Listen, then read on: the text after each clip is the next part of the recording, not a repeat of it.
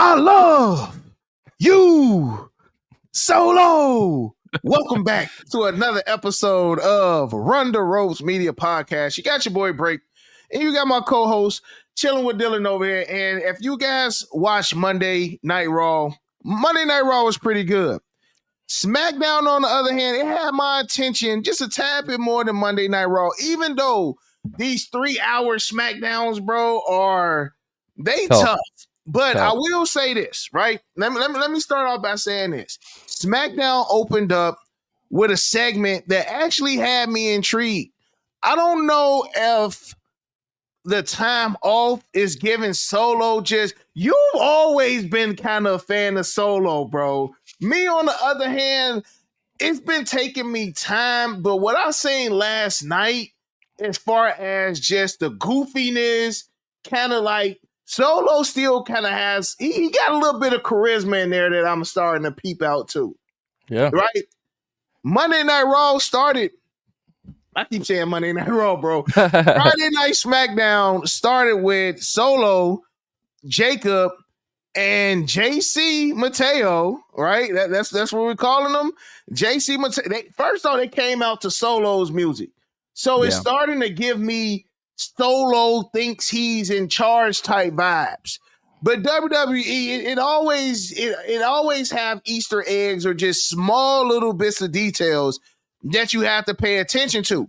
So when you got Solo, Jacob Fatu, and JC Mateo, when you had those guys coming out, Solo and JC went up the steps together.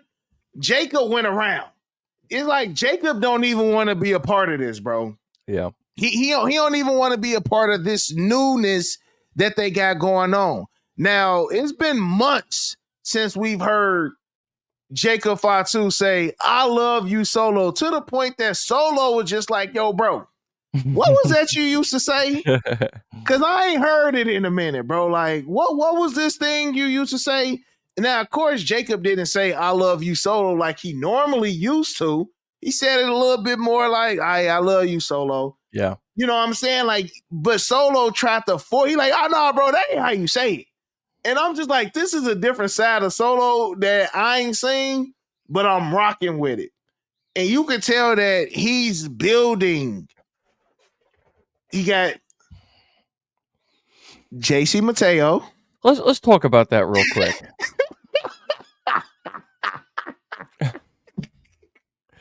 Go here, bro. So tell me how you feel, because JC Mateo. Go ahead. Bro. Man, why does WWE do stuff like this? Oh, bro. I don't know. You know, I mean, I get it because, like, maybe there is a licensing issue with his real name.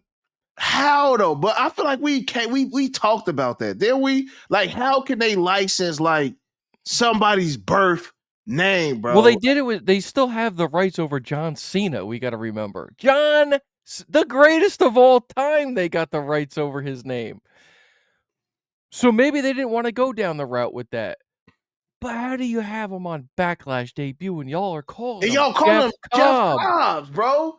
I thought I was tweaking too. I'm like, I could have sworn that they were calling him Jeff Cobb on Backlash. They did. So I don't get it. And now you're just gonna abbreviate it. At first they kept saying JC. Solo kept saying, my man JC. But then by the end of the night, I figured that it had to be a name change, bro. Same thing how kind of with like Ricky Starks, where he was like, you know who I am. Like he didn't say his name. Yep. But they said Jeff Cobbs on Backlash. So, okay, I'm just making sure I wasn't tweaking either. Go ahead, bro. And then by the end of the night, they said JC Mateo. So it is what it is. We're just gonna have like to get a member of NSYNC or something, bro. and again, I'm still waiting for this this narrative that's gonna come out on how he fits part of the bloodline, right? Yeah, again, he's somebody adopted. Yeah. Cousin, adopted. Some way, somehow, they gonna squeeze him. It's Rikishi's accountant. You know what I'm saying? Like oh, bro. That was Solo's babysitter when he was 12 years old. Oh man, bro, you got me hot now. But yeah, And the name change is wild. The name change is wild, and I feel like they should have learned about name changes when they went from Piper Nevin to Dewdrop, and then when they went from Pete Dunne to Butch. You know what I'm saying? Like they should have learned that these name changes just don't work.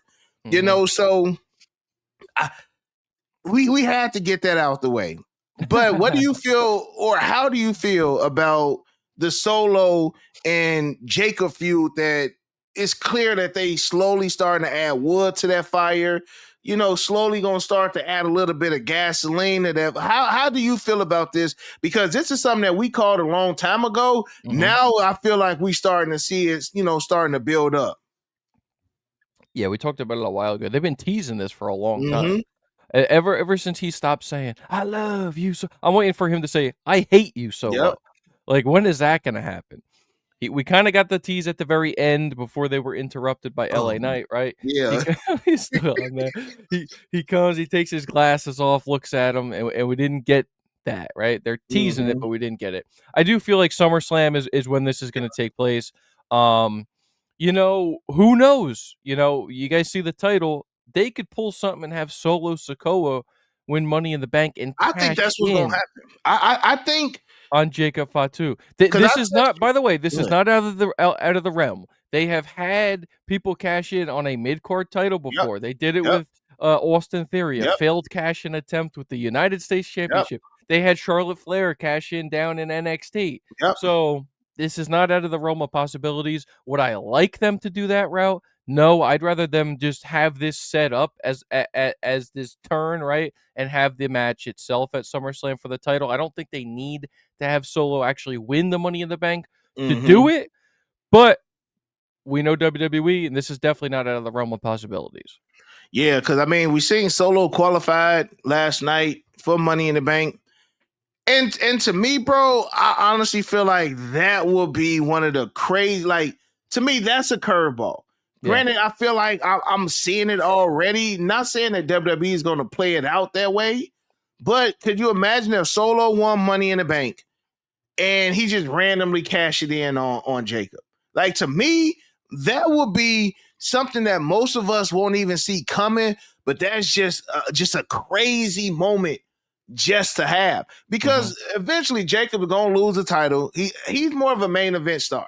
You know what I'm saying? I can see him holding like world heavyweight gold. I can 100% see that happening.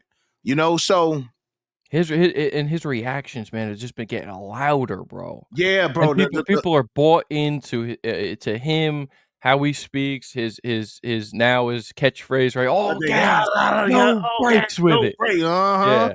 He's So, over, bro. He's over. Him and Jay are over, bro. Jimmy, on the other hand, he still got some work to do. Yeah, poor Jimmy. Poor Jimmy, bro. Poor Big Jim. You know, that's the new name that they giving him, man. Big Jim. And Jimmy's so good on the mic too, bro. Yeah. They do the all behind of the them are scenes where good, though, bro. they're all great, yeah. They all good. You know, just looking at where they come from, bro. Like, Bloodline is the name, but this is in their blood, bro. Like, literally, it's in their blood. So they all gonna shine.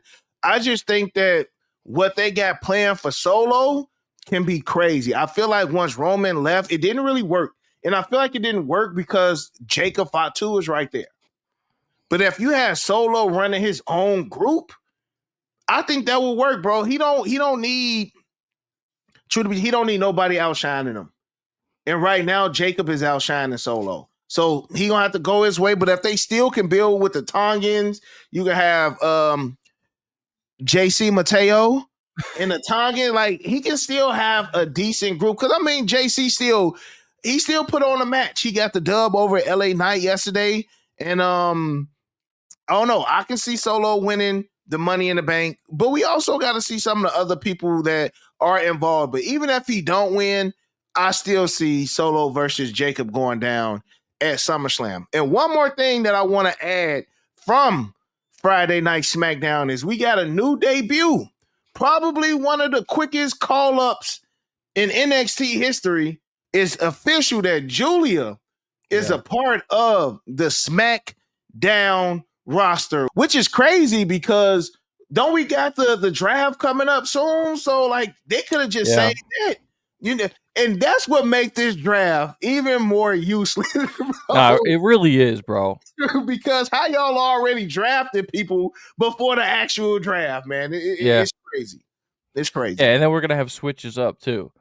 Mm-hmm. Like you already know that they're gonna be calling up a lot more NXT superstars. They're gonna be shifting people from Raw and SmackDown.